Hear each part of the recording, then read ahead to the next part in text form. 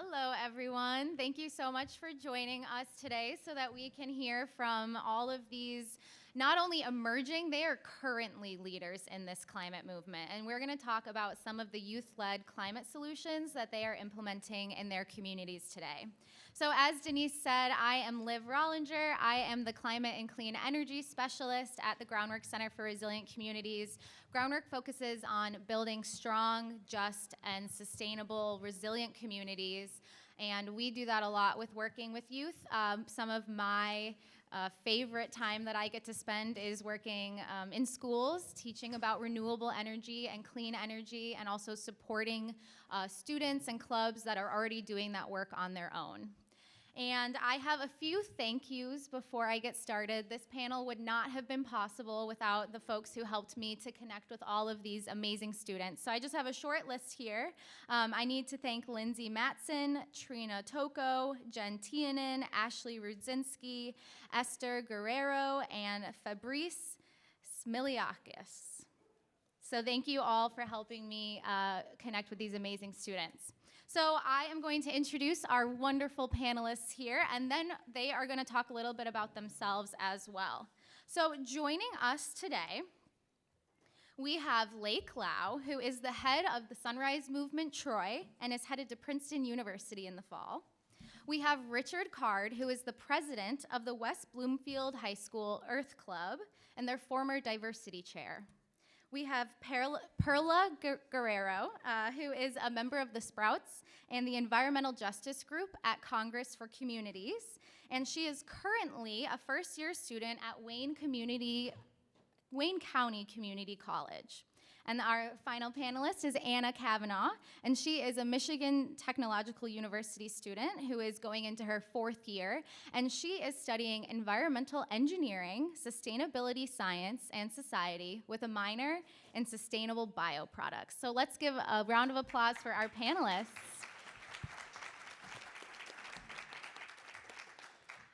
So we're going to start by giving them a moment to talk a little bit about the groups that they're involved with. So I'm going to ask each of them to please introduce yourself and tell us a little bit about your background, the organizations that you're involved with, and then how you started to get involved in the climate movement. And let's start with Lake over there on the end. Thanks, Liv. Is this volume good? How does it sound, everyone? Okay, cool. So hi, everyone. My name is Lake. I am a newly graduated senior from Troy, so not far from here. And my main organizing background is in the climate space, but also labor organizing and just transition organizing. I have been in Sunrise Movement for about 3 years, and I founded and currently coordinate the Troy Hub, so Sunrise Troy. And we try to engage high schoolers and college students around the city in climate organizing, community organizing, elections, specifically centering Green New Deal candidates, as well as some other stuff locally. And I'm also a member of DSA, which is the Democratic Socialists of America. I organize in Detroit DSA, as the chair of our public transportation subcommittee, which works on the ongoing effort to expand the smart bus service, so the public bus service throughout Oakland County with better service and routes. So I'll pass it on. Hi, my name is Perla Guerrero. I am a graduate of the class of 2022 from Western International High School. I am born and raised in Southwest Detroit, and the main organization that I am a part of and doing work for at the moment is Congress of Communities, which is a nonprofit organization that engages youth to do a little bit of everything. Like I said, I am part of the Environmental Justice and Sprouts group, and what we target is educating youth on about environmental justice, and our Sprouts group is dedicated to gardening vegetables for our community, and everything that we grow is free to the community. And yes, I'll pass it on to Hi, my name's Anna, and I'm going to be going into my 4th year at Michigan Tech. I've really found a passion for community sustainability as I continue my work in the climate change movement. So the main organizations that I'm a part of is the Michigan Grassroots Environmental Justice Caucus. I've been in that for a year, and we just meet with legislators and talk amongst each other about what we want to see happen and what we kind of want to lobby for from a grassroots standpoint. Green Campus Enterprise, which is through Michigan Tech, and it's basically an organization that goes around and sees how we can make the campus itself more sustainable. So without having to necessarily rebuild buildings, seeing where we can invest money so that we can see the outcome within the next few years. And then I'm also a Climate Leaders Academy Fellow, so this is a National Science Fellowship through Vanderbilt, Michigan Tech, Colorado College, and University of Colorado. So what we do is we're researching, it's based on a sustainable development goal, and you're researching something within your community, and then you're sharing it with people outside of your community. So you're seeing how different solutions interact with each other without just having it be within one place. What I found in the UP a lot is that the towns are so secluded from each other. I'm from Berkeley, Michigan, so that is not how I grew up, just with being so close to one another and being so close to your neighbors. It's really important to have that community sustainability and to see how it's working in other places. It just generates new ideas without getting kind of caught within yourself.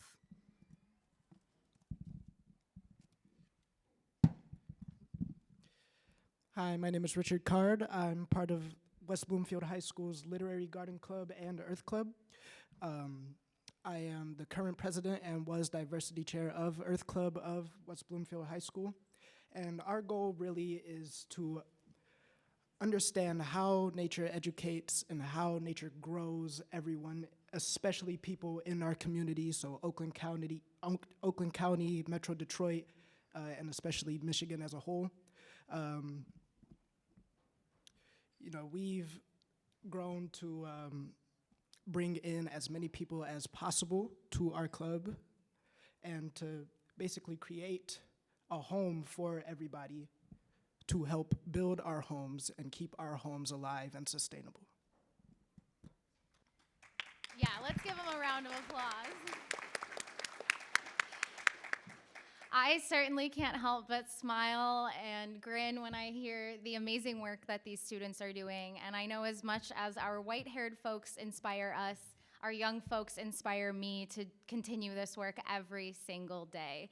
So I want to hear a little bit from each of you about how climate change has impacted your community, and talk a little bit about how that got you involved with the climate movement. And why don't we start over here with Richard this time?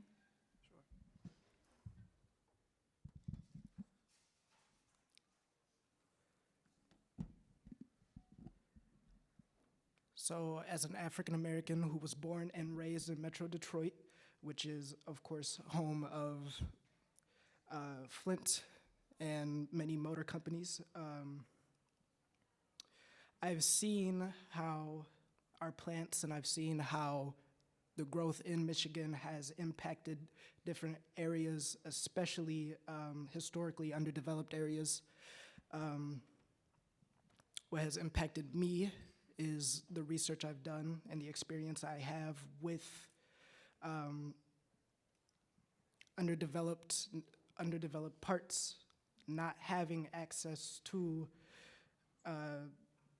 some of the green spaces and some of the nature that other areas do. So I ask questions around such as, what if the Flint situation happened in Birmingham?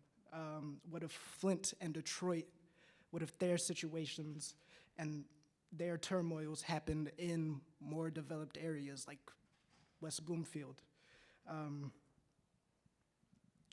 I want to make it known that it is not a privilege to live in clean living or to live with clean learning, but it should be a right. And we, in the words of Ross Gay, should stop with the virtue signaling, and should grow to understand that everything we work for, everything we live through, everything we fight for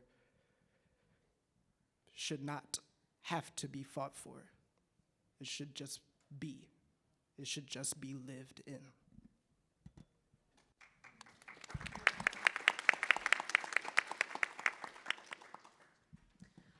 So kind of on a similar note, again, going back to just my differences and experiences with living down here and then living up in the Upper Peninsula, the climate movement is so different and how it's approached is so different. Down here, it's a lot more, it may not seem like it, but there is more of a focus on equity. And there is not necessarily that when you go into the Upper Peninsula. It's a lot of, this is my private space and I want to protect it as I can.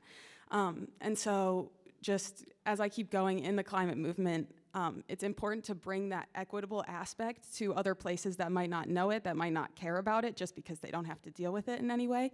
And so just making sure to focus on that and making sure, as the other panelists have said, we're making sure that this is something that's a human right. It's not just something that's a privilege. You don't necessarily need money or a family that lives in the UP and is donating their farm to you to be able to experience any sort of green land.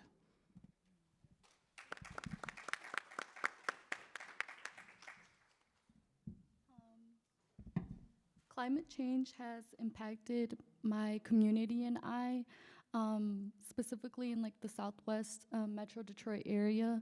I've seen throughout the years the factories and the plants like Zug, I believe Zug Island it's called. So all those chemicals are exposed in the air and they're exposing us, or me, my community.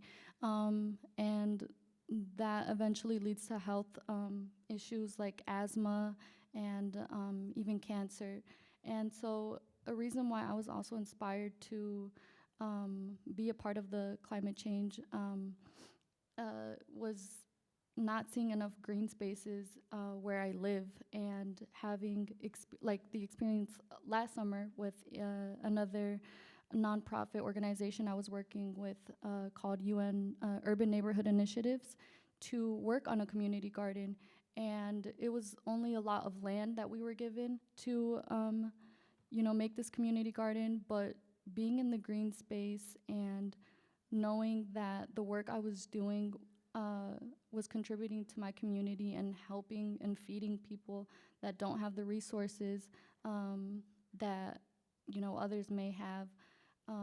It was just a start, and it really, it's motivating. And like they also said as well, it isn't something we should fight for. It's something that we should already have. Again, equity.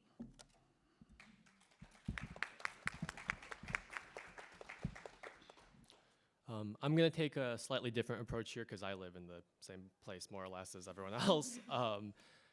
I think climate change as a moral story and a narrative has really affected the way that me and my comrades in Sunrise and DSA, especially young people, high schoolers, think about our futures and think about our role and our obligation in affecting it. Climate doomism is a thing. It feels very hopeless. In many ways, the forces of capital and the fossil fuel industry and lobbyists like all around the country is very unsettling, and it's a very sad thing when you think of ecological collapse and these big ideas. And I think the most significant and meaningful way that me and other high schoolers and youth climate activists that I organize with turn this doomism into action and motivation and a desire to improve it with any strategy or political method we have is the most sustainable and fundamentally meaningful thing going forward. In the next 5 years, 10 years, we have a generation of young people who are angry, who want to fix this.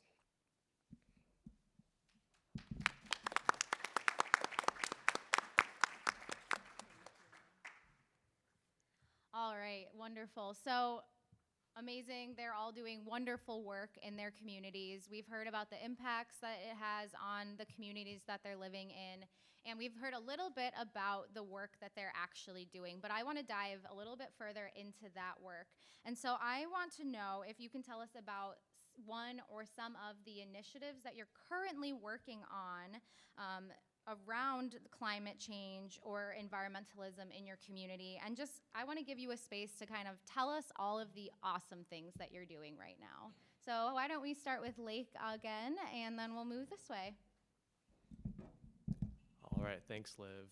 So the campaign that I've been working on in Sunrise Troy for the past year that has kind of dominated the scope of our work has been a project within the Troy School District.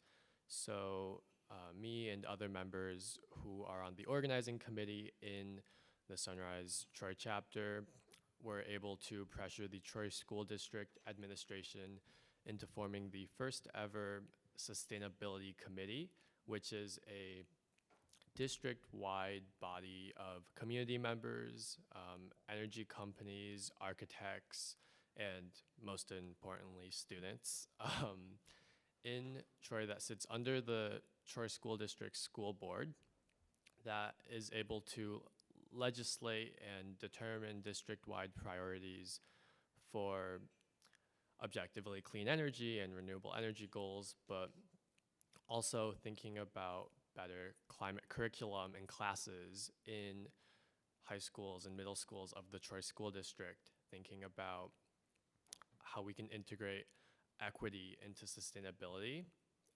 So it's been really great to see all of these younger students. I was a senior this year, seeing sophomores and juniors find their footing in the climate activism space and, in a sense, get used to having formal power, in the sense that they are able to bring forth legislation that we draft up in a meeting.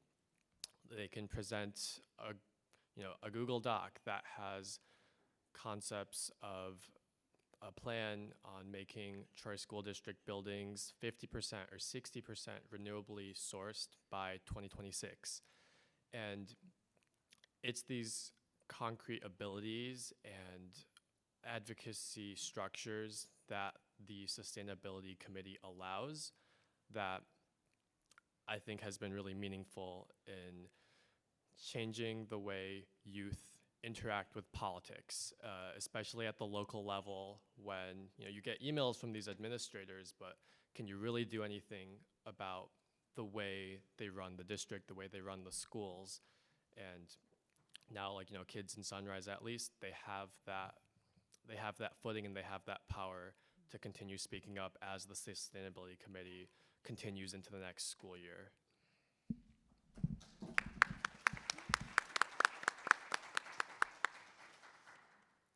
The project that I'm working on, as I mentioned, is Sprouts with COC, and it is a youth-led program where we're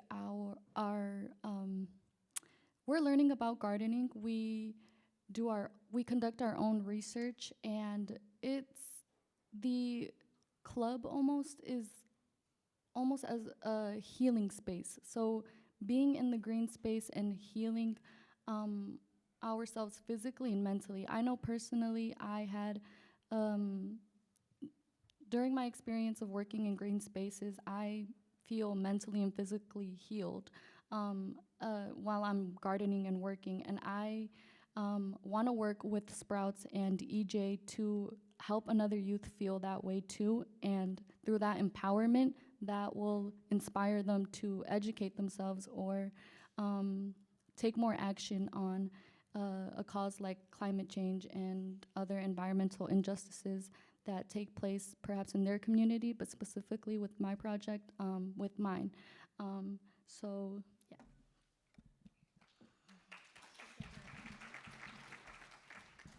So some of the initiatives I'm working on, given my major, I do a lot with water resources, and I'm very excited. Next year, I'm part of a team of 4 that's helping to build a few rain gardens around campus. So working to just make it so that the water doesn't get as flooded. It makes it so that more plants can stay alive. We're having more biodiversity in our plants with native plants that are able to soak it up more.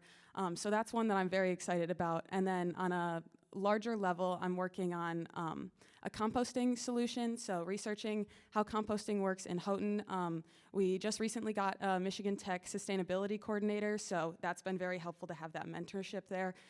So working with him to just kind of get that ball rolling. And then we're also looking at right now where we can put a composting solution within Michigan Tech, so surveying that land so that we don't have necessarily as much food waste. And just on a quick side note, going off of what the other panelists have said with climate doomism and just helping other people feel inspired, these community projects are so important because when you're looking at things on a larger scale, you can lose motivation very fast. And it's very reasonable, as the panel before us said, it's the people in power that are really making the decisions. So without seeing anything happen on your local level, it's very easy to lose any motivation.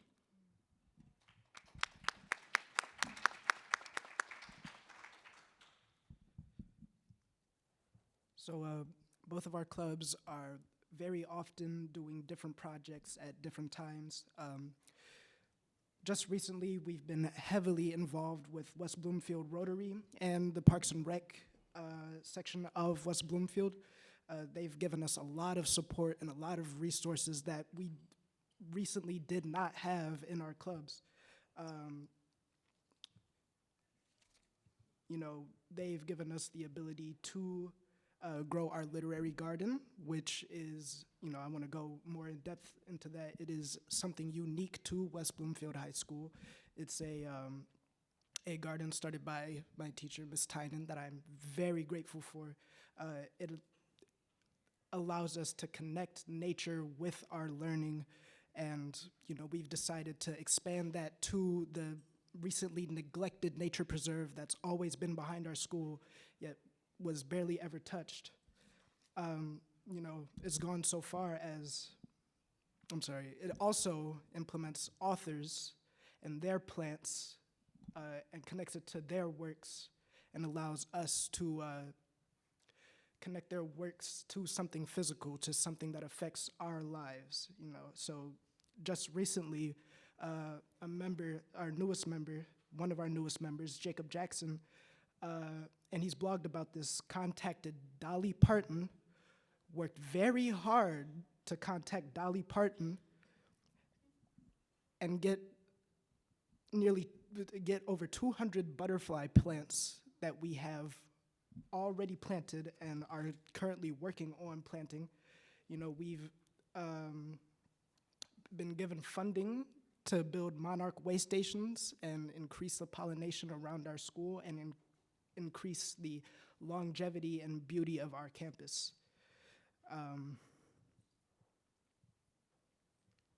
Yeah.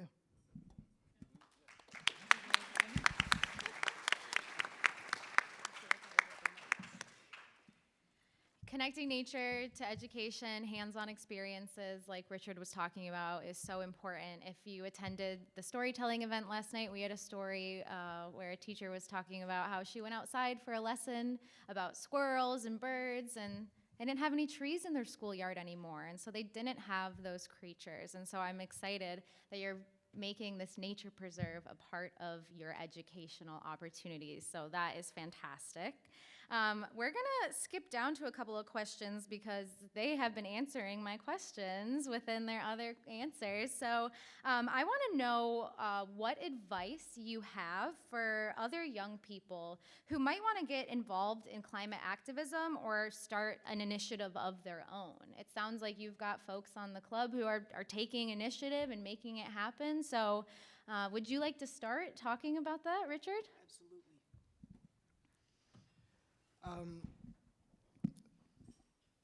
Some of the best advice I feel I could give to my fellow peers is, do not fear exposure. Do not fear opposition. Do not fear what life is going to throw at you. Do not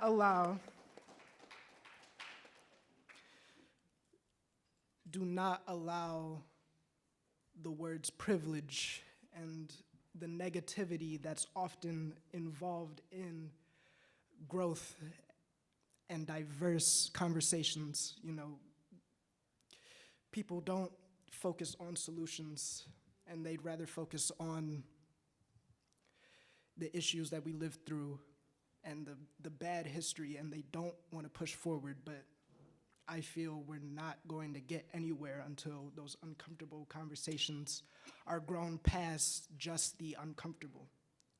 There is hope. I mentioned Ross Gay earlier, but he's been a huge inspiration to what I believe in, and especially his book, Inciting Joy. I want to read you a quote that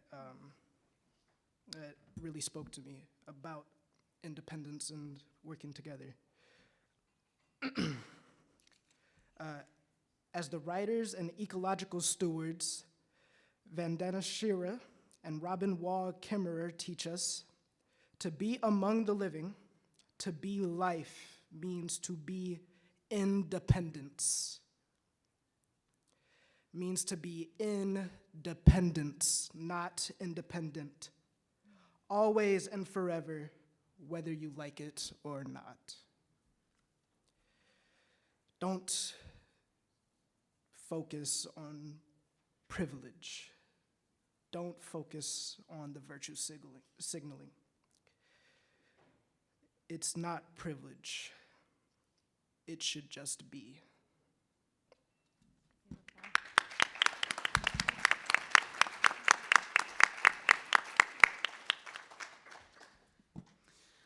So some advice I would have for young people getting involved or that are already involved is hold this issue near and dear to your heart and surround yourself with people that'll continue your motivation on it. As I mentioned a little bit earlier, it's very easy to give into climate anxiety, which is, it's very real and very valid. It's very easy to lose motivation in this, so make sure that you're involved in initiatives that keep you going and keep you fighting for what you believe in. And then on a similar note, I have a note for adults too, which is we really cannot do anything without you guys starting initiatives. We are now at the age where we're starting to bring them up ourselves, but without mentorship or anything like that, we truly cannot get involved in more things. And a lot of the people here on this panel too, and a lot of the people in the room, I'm sure, young people found out a lot about the climate change movement on themselves, so making sure that we're putting that into education and then they're learning about it before they are just angry about it and it's coming from a place of distress. A quote that really always has stayed with me, and I heard it last summer at a climate change conference, is if you're gonna make decisions about us, don't do it without us. So while youth have an actual seat at the table now, which is groundbreaking, it had not been there a few years ago, we don't have a voice yet. We do have a voice, but another quote that plays into that is the conversation really changes when you don't have to scream to be heard.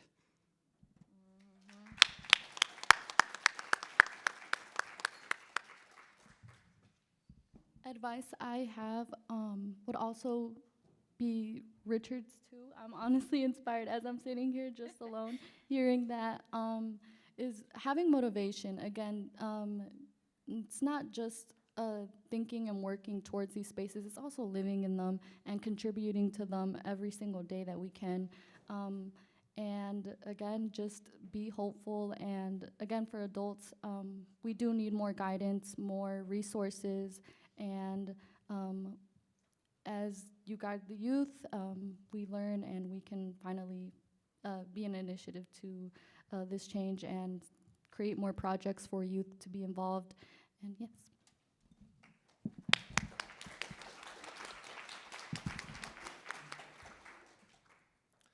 So if you're, a high schooler, a teenager who wants to get involved in any dimension or space of climate activism or climate politics, something that you're going to face is this idea of the establishment or the status quo, where adults and politicians and people who are, more or less not with us and not for radical transformative change will tell you that you're naive. You're asking for too much.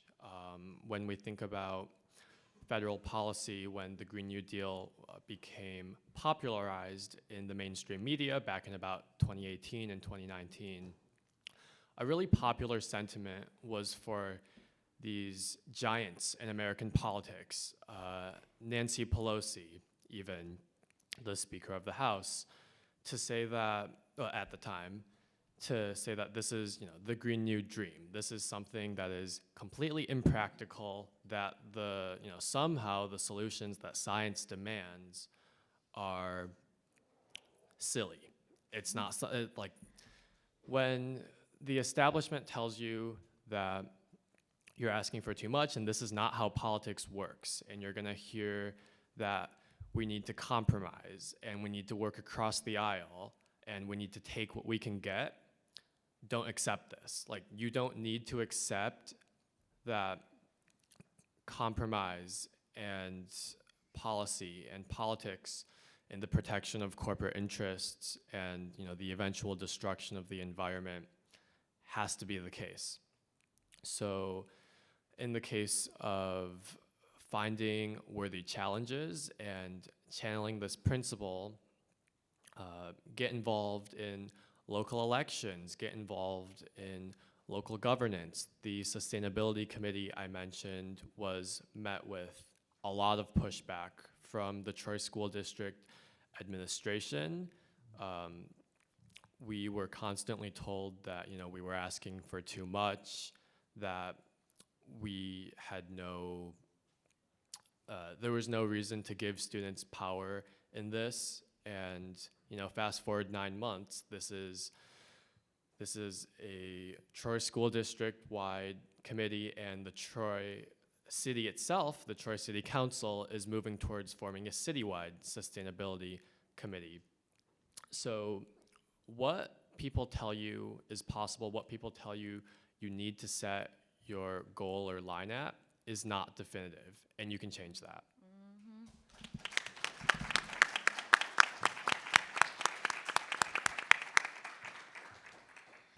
All right, well, we're gonna do some audience questions. I wanna do a quick time check.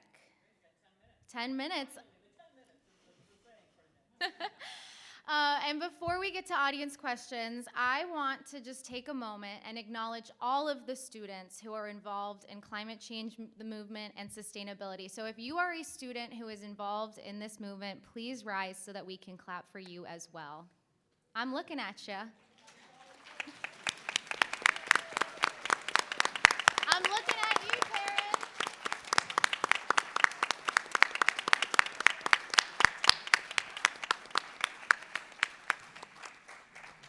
They're gonna be the ones up here in maybe even like 3 years, 4 years doing this. And that was me. So I get to see, they get to see what they could become, and I get to see the awesome things that they're doing that I wish I was involved in when I was their age that I didn't have access to. So I'm really excited to see how much they're taking on. And I did stuff too. I'm seeing my mom here be like, "What are you talking about?"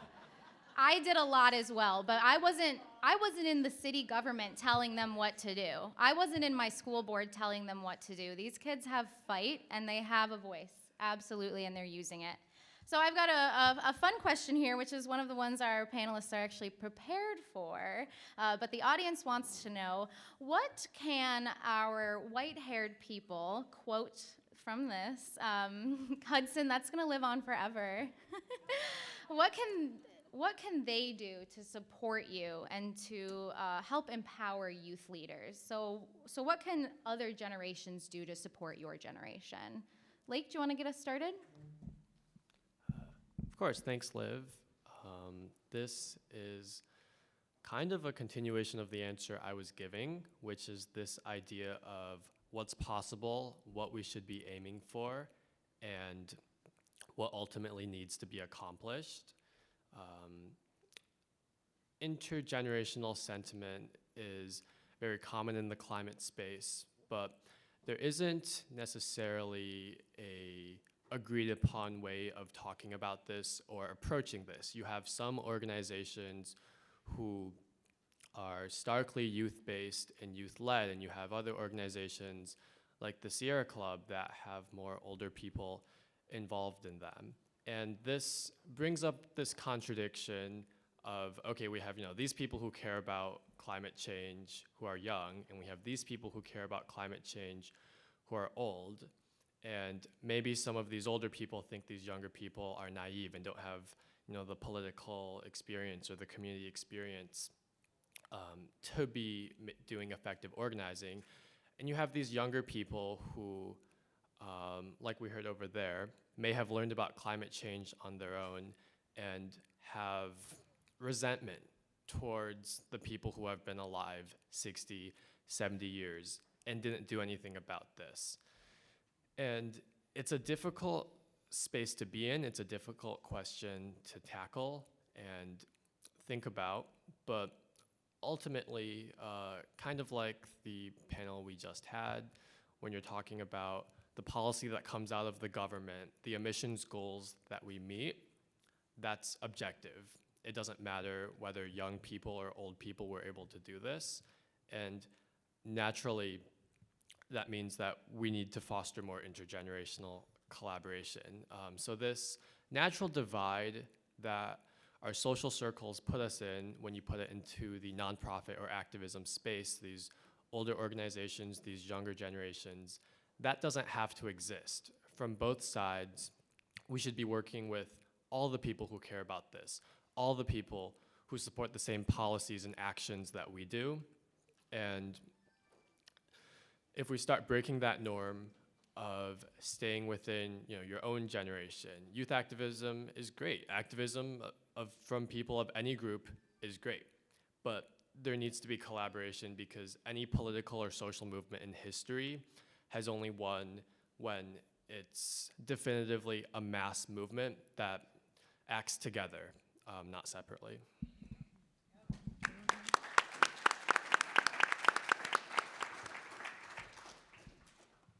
So I just wanted to talk a little bit about an experience that I had working at my community garden that can kind of relate to an answer for this question.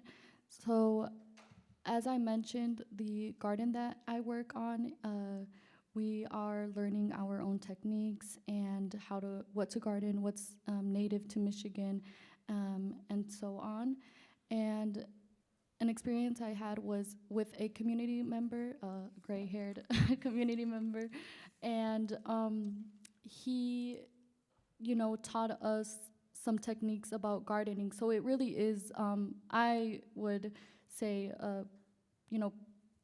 being with your community, breaking stereotypes and age groups, it can help a person like me and how other people that were there helping that day. Their insight, their knowledge, sharing it with youth, and it is a tough question, but other things that would be helpful are providing us with resources to be able to tackle these projects. So fundings and just giving knowledge, but of course, with the right project and the right people, anything can happen. So yes.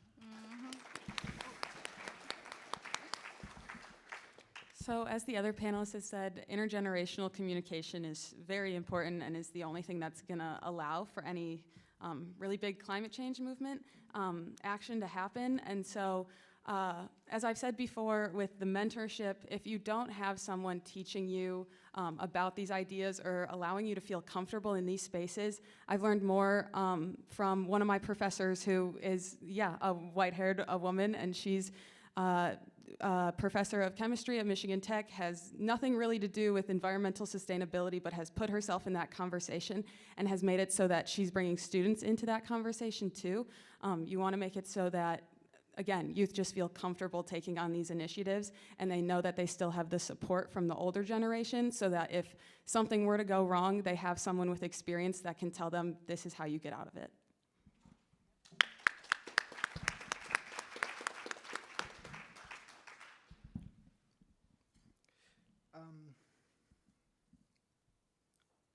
Really, I feel staying open is the best way to support the youth. My teacher, who's not necessarily white-haired just yet, has her open-mindedness and her ability to grow and teach has launched West Bloomfield Earth into something that it never would have been.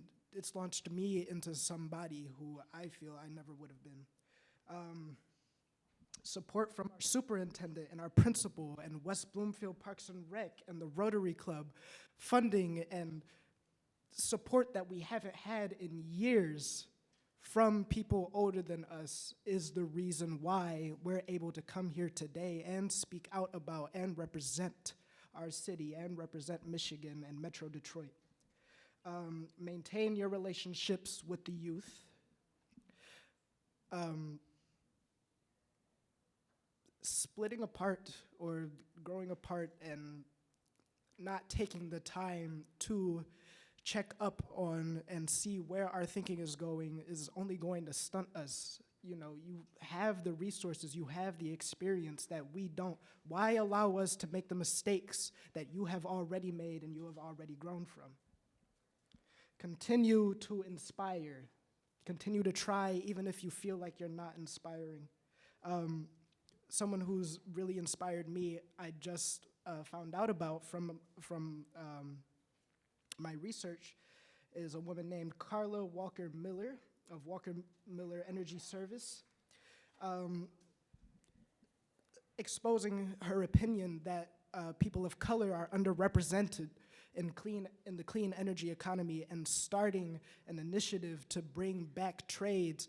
You know, we need 2.2 million additional skilled trades from now through 2024 to keep us up and to keep us growing. So her bringing that back into the community when it has been removed, you know, growth from the prison system removed from our communities, the push away from trade schools, her bringing that back is going to allow us to become more than we already are.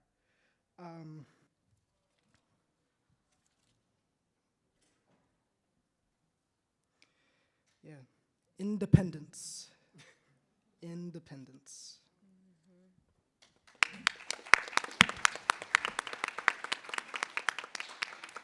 All right, well, we are coming to the end of our panel, and the purpose of this panel was to highlight the critical role that our young people are playing today in shaping the conversation around climate change in Michigan. And I think we have definitely seen 4 strong youth leaders who are currently doing the work and getting it done. And I know that they are going to continue on this healing journey in the climate movement. They are going to continue their research. They are going to continue advocating and making their voices larger. I am so honored to be here to highlight and uplift their voices. And I, just because it was brought up, quickly want to thank my own mother who got me involved, Marilyn Rollinger. There was a question asked earlier about what was like the first time you were involved in the climate movement, and I honestly do not remember because it was probably before I could even walk. I have been here recycling, starting school gardens, and I am excited to see the expansion of opportunity and resources that these students have. You are all amazing. You are so inspiring, and I cannot wait to see the amazing things that you do. So let's give them a final round of applause.